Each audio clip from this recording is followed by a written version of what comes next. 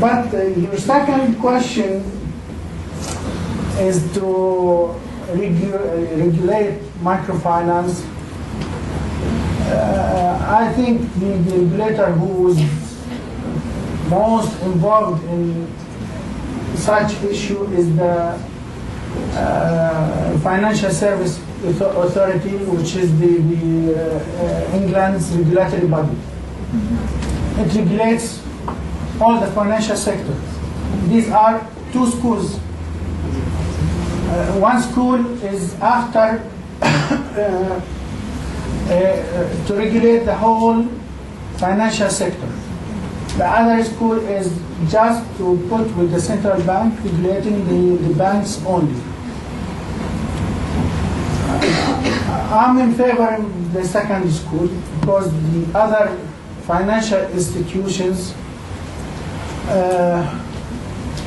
they pose, in my opinion, this is my personal opinion, minimum risk to the economy because they use their own capital to finance their lending. But banks use their deposits, the bank's money, to finance their lending. You have seen that the leverage at the banks with the current 3% leverage is 33 times. This is huge. For every dollar amount of common equity, you can lend $33. This is big. But the microfinance institutions, they use their own capital, and if they need more, they can borrow from the market at the market prices, which will not be profitable. So their losses are limited to the maximum loss that can be incurred by such institutions is their capital. It's a kind of limitation for the risk. I wish I was able to answer your question. Okay, we can take your question, please. Hi, thank you. My name is Sarah. I was wondering, since the Basel III is more conservative than the previous ones, will it be able to comprehend the changes that are happening in the Middle East due to all the political rises? And we all know that the banking sectors in the Middle East are all intertwined, so will it be able to comprehend all these changes with it being new and everything starting, and there's a whole this rise that will affect the economy in a very drastic measure? Could you repeat the question, please? Taking into consideration all the political changes that are happening in the area that will be affecting us financially, and knowing that the Middle East as a banking sector, they're all intertwined, متداخلين ببعض. So will the Basel III be able to comprehend all these changes suddenly, although it's conservative? We have 10 minutes. I think Basel III stressed the importance of common equity, increasing the common equity as part of the bank's capital. So when we increase the common equity, we have a more loss-absorbing instruments. The power of common equity to absorb losses when they happen is much higher than other instruments. So Basel III will help in containing such risks that are rising because of the political status. Well, can I add a contribution here? It's excellent question because we realize what's happening nowadays. Well, actually, what Basel III comes up to discuss mainly, and what we are affected in emerging markets, is the systemic risk part. So when we consider the systemic risk, where you kind of come and receive that spillover coming from all over the region, and as you said, we more connect the domino effect, and when we realize this, regulators should realize to go with the higher the cyclical risk, capital.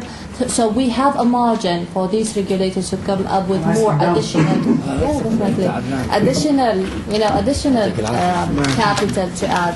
And this is the part when we think about systemic risk and the connection in the region here. Well, we are not going to witness that effect on securitization and re-securitization because we don't have that complex market, but we still need that type of systemic risk regulation to add more capital to consider that upcoming events that might affect our financial system. Yeah? So do you have more questions? Yes? My name is Bisan, and just to add up to, or to capture a point that she said, we need to, and from the whole purpose of the Basel, that we need to have more capital. How would that affect the small and medium enterprises and the banks? But in terms of, because we know that this is these companies are the engine of the economy itself. And what we're saying, he explained a bit that this would affect the small to medium enterprises and banks, but now with what you changed, that I'm a bit confused actually. Would you like to answer this one? Okay. You can. We can help here. Well, what happens here? What I've added, she mentioned the systemic effect, and again we believed in Basel III has different effect on different sizes of enterprises or financial institutions or banking institutions. So what happens here? We introduced the systematically important banking institutions, and then we believe that they are going to have more robust regulation compared with these smaller ones. I would believe that there is an upcoming structural effect on our market, a series of maybe mergers and acquisitions, yes, to robust more. But what we, as he focused on, we regulators need to focus on more quality. Need to keep that financial system regulated to really improve the quality of a credit, the quality of activities, rather than the quantity thing. So we would realize higher cost of capital should affect the lending thing, but we should again minimize the consequences of upcoming events on our financial system. Okay. And I may add that we mentioned the reason for Basel I, and the reason for Basel II was to kick out small banks from the market. We need more big, strong banks, better situated, well capitalized than these small banks who, if you say to them, please create a risk management department, oh my God, this is costly to me. I don't need this. I'm small. I will not have such a unit. And even if they create such a unit, it will be just a box in the organizational structure. It has no real role in the decision-making process. Okay. Any more questions? Yes? My name is Prof. Talal Abu-Ghazaleh. I am from the University of Jordan. Okay.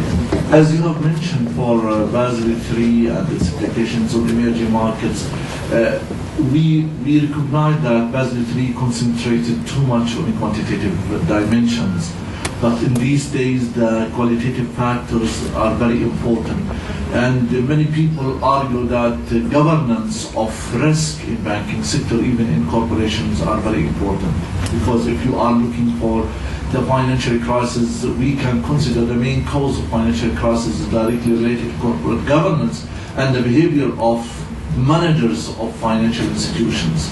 Do you believe that qualitative factors can add something to Basel III and they can improve the guidelines for banking, especially in our region?